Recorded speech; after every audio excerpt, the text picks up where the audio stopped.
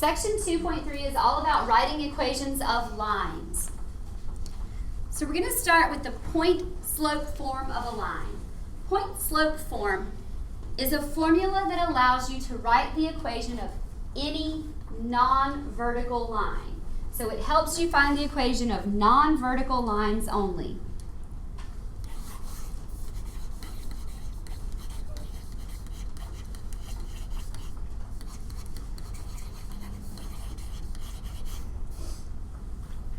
The equation of the line passing through the point x1, y1 with slope m is always given by y minus y1 equals m, parentheses, x minus x1, close the parentheses, as long as it's a non-vertical line.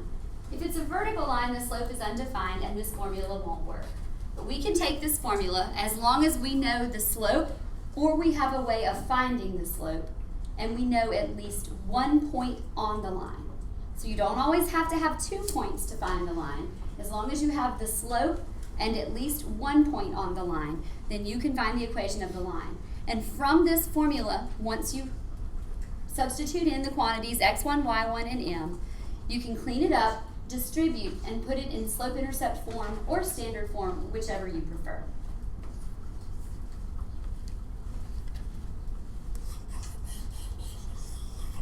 So you need to add this equation to a list of formulas that you need to have memorized. So let's go through them again real quick.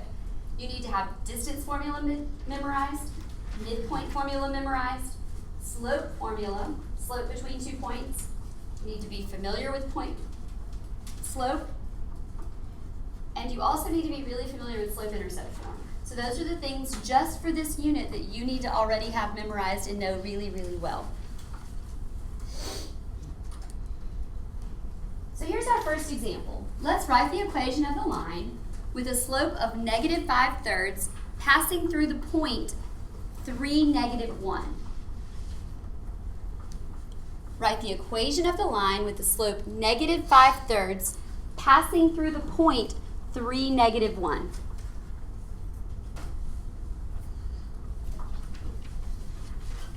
So ultimately, what are we trying to do here? Trying to get to an equation of a line. They don't tell us what form they want, so we will just assume that it's slope-intercept. If you're not told, slope-intercept is always the easiest way to go. Let's talk about the given information. We were told that the slope is negative 5/3, so there's our m, and we were given the point 3, negative 1.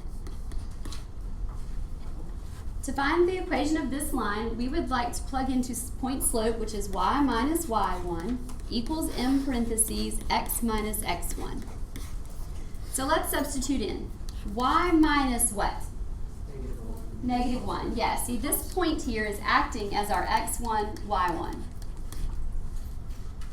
So y minus negative 1 equals m parentheses x minus 3. Now be careful, when you have a double negative, y minus negative 1 becomes y plus 1, and we'll go ahead and distribute over here. Negative 5/3 times x is negative 5/3 x, and negative 5/3 times negative 3 is positive 5. Great. So now we have y plus 1 equals negative 5/3 x plus 5. To get it in slope-intercept form, the only thing I have left to do is simply subtract the 1. So we'll subtract 1 from both sides. And we have y equals negative 5/3 x plus 4. And that's the final answer. Can anyone guess what the most common wrong answer is?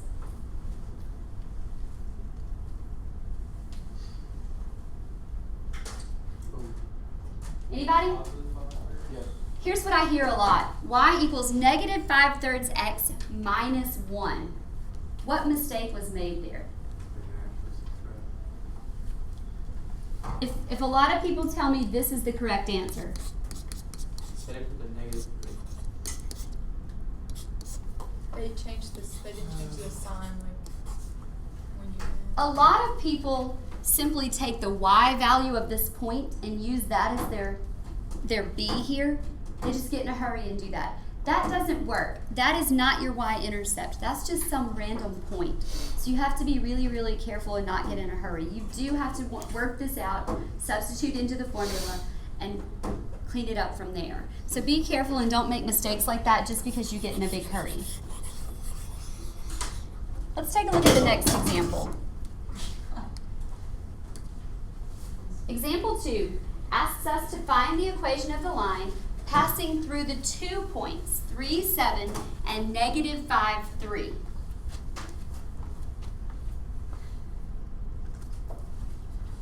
So to solve this problem, I need to label my 2 ordered pairs. And I'm going to let the first one be x1, y1, and the second one be x2, y2. I need to know 2 things before I can find the equation of a line. I need the slope, and I need a point on the line. Now I have a point on the line. I actually have 2 points to choose from that are on the line. But I need the slope. So the first thing we're going to do is we're going to find the slope using the formula m equals y2 minus y1 over x2 minus x1. And in this case, that gives us 3 minus 7 over negative 5 minus 3. So we have negative 4 over negative 8, which simplifies to a slope of positive 1/2. So that is what we're going to use for our slope. Now we have to pick a point. You can pick either point to use for x1, y1. I just very early on decided to call the first one x1, y1 and the second one x2, y2. But it does not matter. You could use either point and you would get the exact same answer. So first you find the slope, then you do point slope form. Right. So first you find the slope, and then you use point slope form. Point slope form only works if you know the slope, so you have to go off to the side and do that first. You just pick either one and do your x1, y1. Yes. So now we'll start with point slope form. Y minus y1 equals in parentheses x minus x1 close the parentheses. And you could use either point just like we've been discussing, but I'm just going to use the first one. So we have y minus 7 equals m, which is 1/2, times x minus 3. Then we'll distribute the 1/2. So we have 1/2 x minus 3/2, and we'll add 7 to both sides.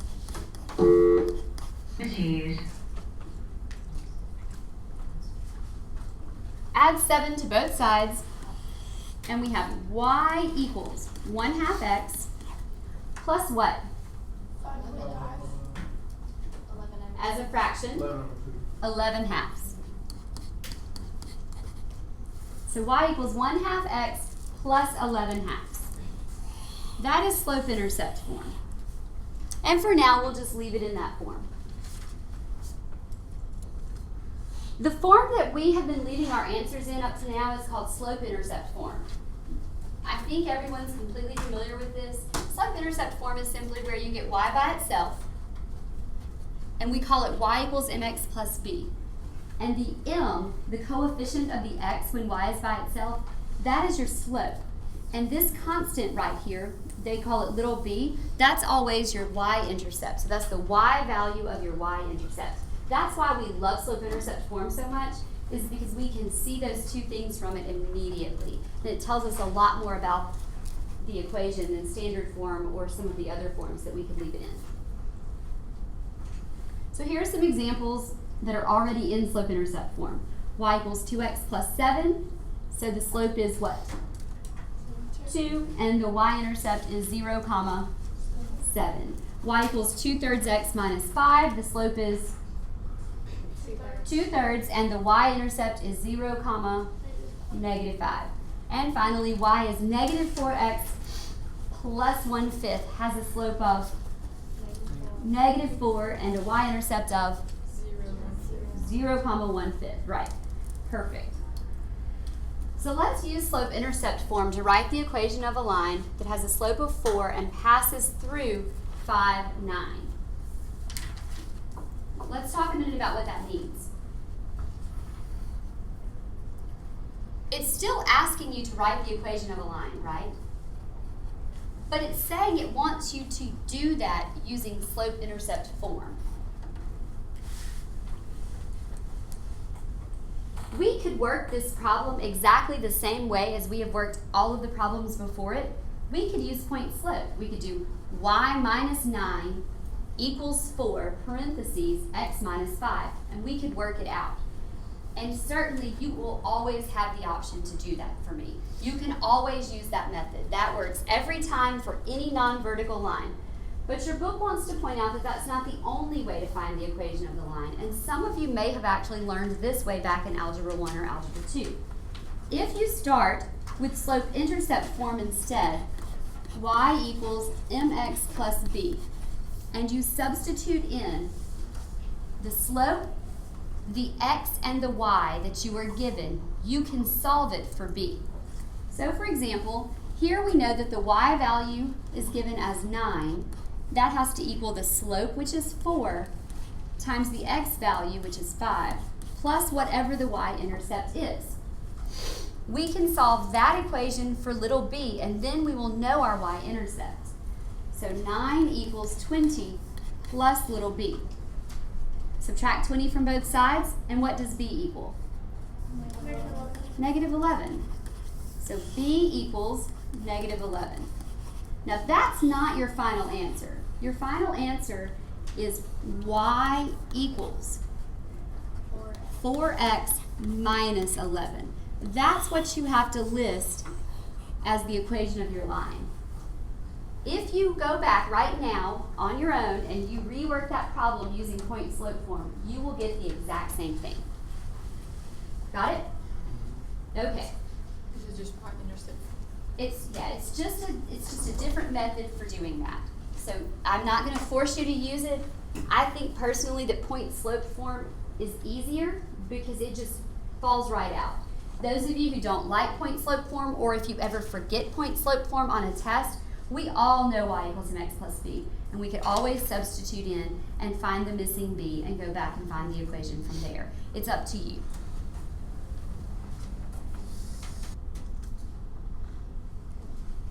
So up to now, we've only used slope-intercept form. Do y'all understand what I'm saying? What's the other form that you can leave an equation in that we haven't talked a whole lot about at all? Standard form. And sometimes, I know that WebAssign will ask you to go to standard form, so we can't just assume that everyone remembers what that is, so let's talk about it a little bit. Standard form is where you take something that's in slope-intercept form and you convert it into ax plus by equals c form, where a, b, and c are integers, and a is not negative. In other words, for standard form, there should be no fractions, and the leading x, so the coefficient of x, so we'll say a, needs to be positive, not negative. Those are sort of the two requirements to be in standard form. So let's take y equals 4x minus 11 and let's convert it out of slope-intercept form and into standard form. So we'll start back over with y equals 4x minus 11. We'll move the 4x to the left to get the x and y on the same side. When the 4x goes to the left, it becomes negative 4x plus y equals negative 11. Now the nice thing is there are no fractions in this. There were no fractions to start with. But what's wrong with it? It's in the right order. We have something x, something y equals a constant. But the x is negative. How do we fix that? Divide everything by negative. Divide everything through by negative 1. Or another way of saying that is just change all three of your signs. 4x minus y equals positive 11. And that is standard form. I will specify on quizzes and tests, and I'm hoping that WebAssign is always very careful and will specify as well. I usually prefer slope-intercept form. I just think it's more useful, but occasionally on the ACT or standardized tests and whatnot, you will see standard form. So I wanted to make sure that we do talk about it a little bit for the next several problems.